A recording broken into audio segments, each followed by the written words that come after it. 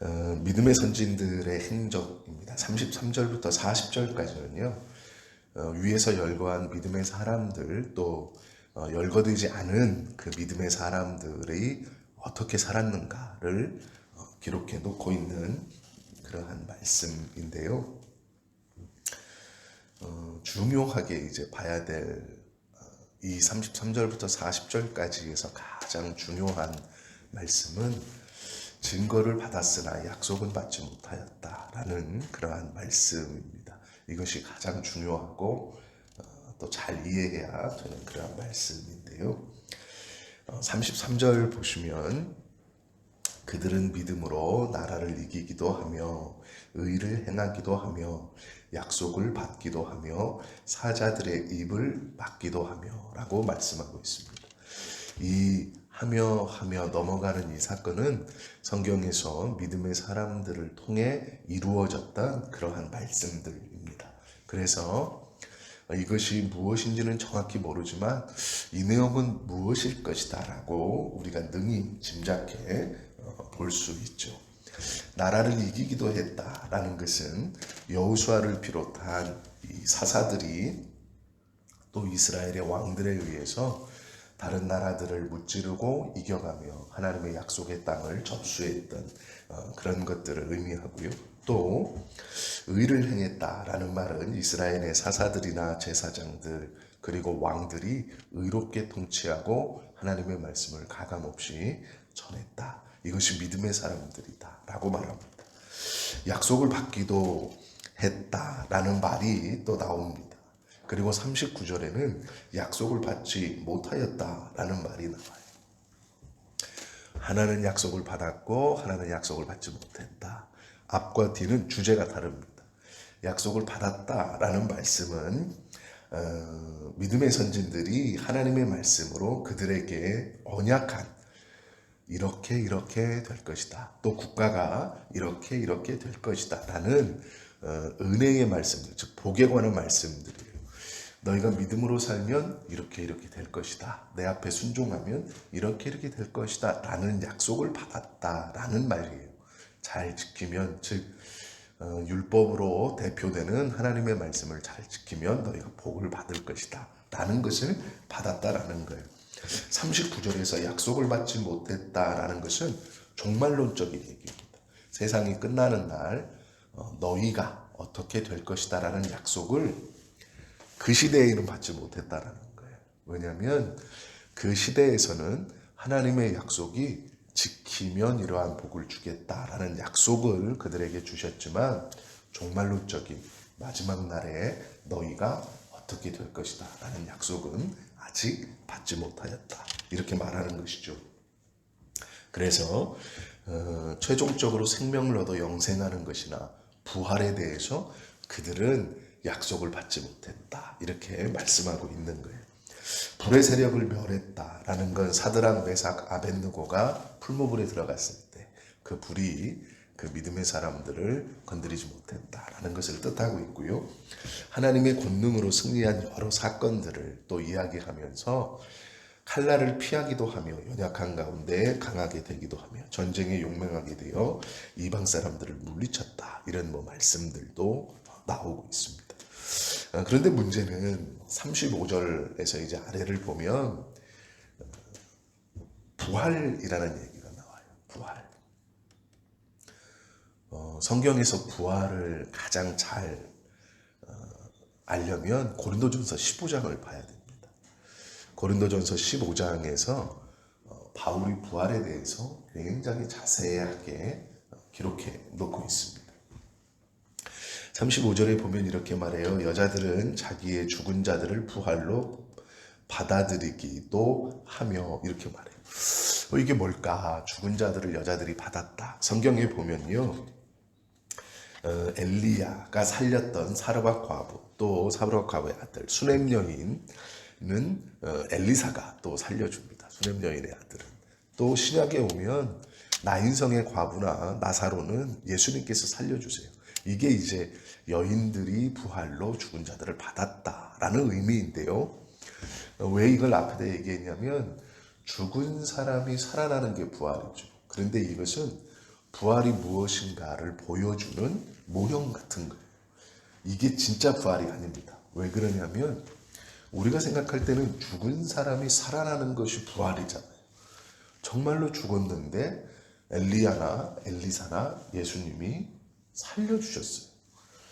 나인성 과부는 관에서 일으켜 주셨고 우리가 다 아는 것처럼 나사로는 무덤에서 나오라 명령하셨거든요. 그러면 그게 부활이 아니고 뭡니까? 라고 되물을 수 있어요. 물론 죽은 사람이 살아나는 건 부활입니다. 그런데 죽은 사람이 살아난다는 것은 부활의 모형, 즉 부활은 이런 것이다 라고 보여주는 예고편 같은 거예요. 왜 그러냐?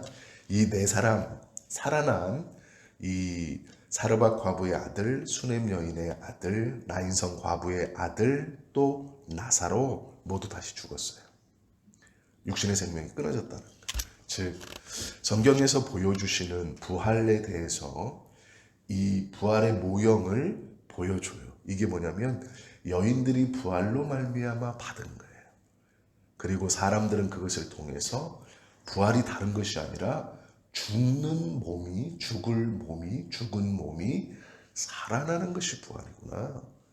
그런데 문제는 몸이 다시 사는 것이 부활인데 영원히 사는 것이 아니구나를 알아요. 그러면 부활에서 영원히 산다라는 것을 보여주신 게 누구냐면 예수님이에요. 부활한 몸, 즉 죽었습니다. 예수님이 아니면 엘리야가 엘리사가 살려주셨어요. 그렇다면 이 살아난 이 사람들이 주목받았을까요? 그렇지 못했을까요? 당연히 주목받죠. 무덤에서 살아 돌아왔는데, 죽음에서 일어났는데 당연히 주목받죠. 그런데 그들이 구세주가 될 수 없는 이유, 그들이 구원자가 아닌 이유, 그들이 그리스도가 아닌 이유가 그들은 다시 죽어요. 우리가 어떠한 사람이 자기가 죽음 가운데 살아났다, 죽었다 살아났다 신비한 경험을 이야기해요. 그는 죽음에서 일어났다는 것을 전하고 설명하는 메신저는 되지만 그가 구원자는 되지 못해요. 왜 그런 줄 아세요? 다시 죽을 거기 때문에. 보여주는 것이지 그가 절대로 구원자가 되지 못합니다.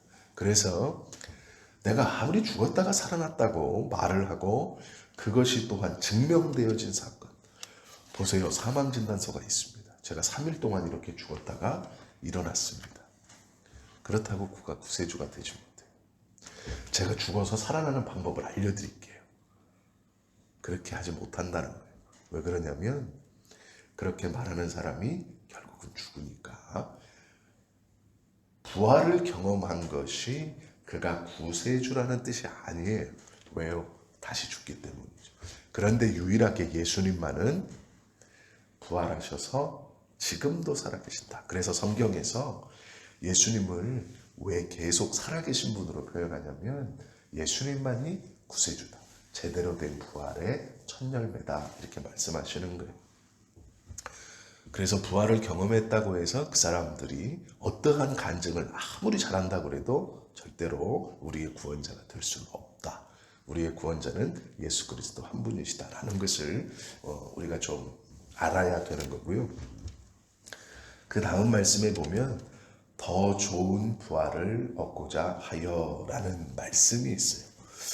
부활이 똑같을 것 같은데 더 좋은 부활이다 라고 말하는데요. 부활은 등급이라고 좀 말하기는 그렇지만 어떤 순서 아니면 어떤 좀 구분 뭐 이런 것들이 있다고 보시면 돼요. 그러니까 지금 뭐냐면 등급보다는 구분이라고 보면 조금 더 정확할 것 같아요. 부활을 이야기하는데 예수님을 믿어 부활하라, 부활할 것이다 라는 말이 사람이 죄로 인해서 당하는 죽음을 이긴다라는 아주 좋은 말인데 이것은 사람은 보통적으로 일어나지 않는 일이잖아요. 사람이 죽지 부활한 사람은 많이 없어요. 거의 없다고 봐도 돼요. 그러면 죽으면 그 다음을 모르기 때문에 우리가 상식적으로 누구에게 전수받는 일이 아니에요. 특별한 일이거든요. 그러면 이 부활을 우리가 그냥 부활을 받는다는 것이 굉장히 영광스러운 일인데 그 부활에 더 좋은 것이 있다는 거예요. 이게 무슨 뜻이냐? 그러면 이제 어떤 분은 이렇게 얘기해요. 상급에 관련된 것이다. 하나님의 나라에 가서 어떤 사람은 구름 BMW 타고 어떤 사람은 저기 구름 현대 니로 탄다 뭐 이렇게 말씀해요. 상급 예를 들어 상급으로 이렇게 표현하는데 그것이 아니고요. 더 좋은 부활이라는 말은 좀 구분이라고 보시면 돼요. 제일 좋은 것이 무엇이냐? 예수님께서 받은 주님의 부활이에요. 이 주님의 부활이 왜 부활의 처음이고 최상급이라고 구분 중에 제일 위에 있다고 얘기하느냐? 예수님은 이 부활로 최고의 영광을 누리고 모든 이름 위에 뛰어난 이름을 주사 하나님의 보좌 우편에 앉는 영광을 받았다 이렇게 말해요. 그래서 그리스도가 하나님의 뜻에 순종하여 받은 고난과 죽음 그리고 부활 이것으로 말미암아 우리가 부활을 말할 때 그리스도의 부활이 가장 영화롭다라는 거예요. 가장 위에 있다라고 보면 돼요. 구분 중에 최상급에 있다. 왜? 그 부활의 결과로 하나님의 보좌 우편에 앉아 계시는 것을 얻었고 또 그 이름이 모든 이에 뛰어난 이름을 얻었기 때문이에요. 자, 그러면 이제 이게 예수님의 제일 좋은 성경에서 말씀하시는 제일 좋은 부활이고 우리가 받는 이제 부활이 있잖아요. 그래서 이제 그 다음에 뭐라고 말하냐? 주님을 위해 순교한 사람들이 받는 부활이에요. 이게 이제 첫째 부활이라고도 말하고 상급의 부활이라고도 말해요. 계시록에서 심판 때에 보면 이미 예수님이 이 땅에 오시기 전에 예수님과 함께 하나님의 나라에 있는 사람들이 있어요. 성경은 이들을 가리켜 순교자들 이렇게 말합니다. 하나님의 말씀과 예수님의 흔적을 몸에 가진 사람들 이렇게 말해요. 그들이 벌써 천국에 있어요. 그러니까 이것이라는 거예요.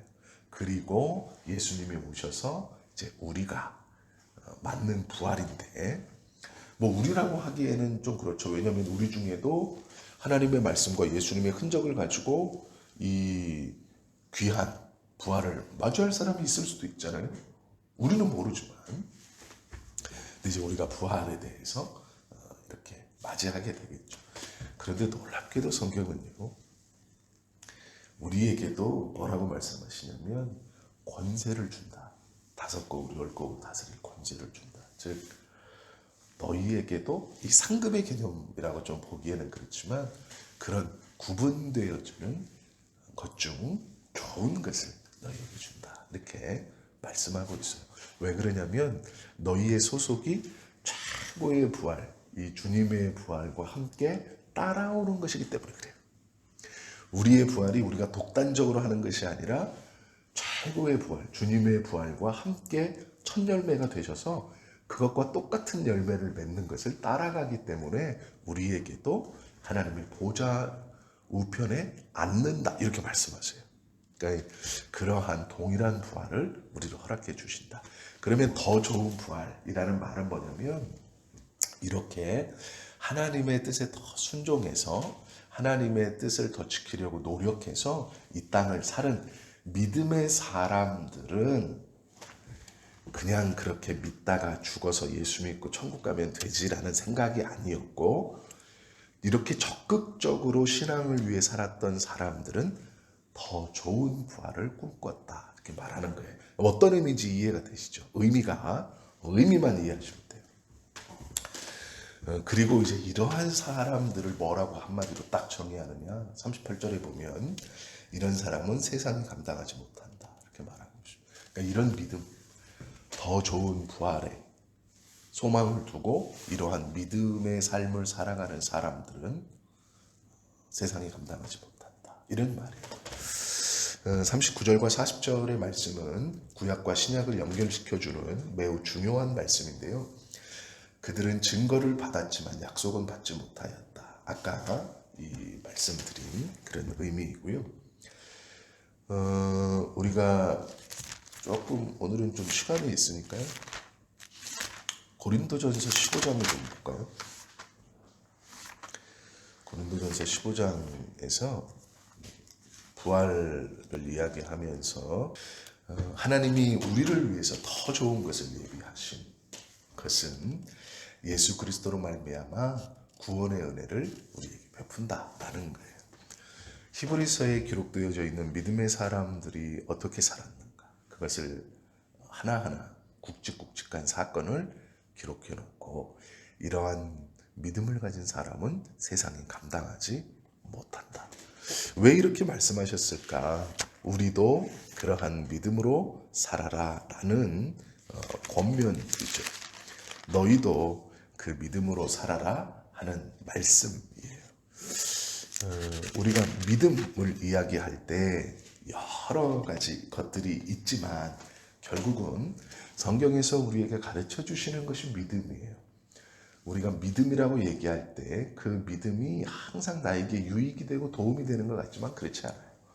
그 믿음이 어떨 때 나의 생각에 나의 뼈를 깎아내고 심장을 잘라내야 하는 것 같은 그런 아픔과 두려움을 주기도 해요. 그러나 그 믿음으로 그것을 받아들이는 것이 은혜다라고 말하고 있죠. 이 11장 밑에를 가만히 보면 36절부터 이렇게 말해요.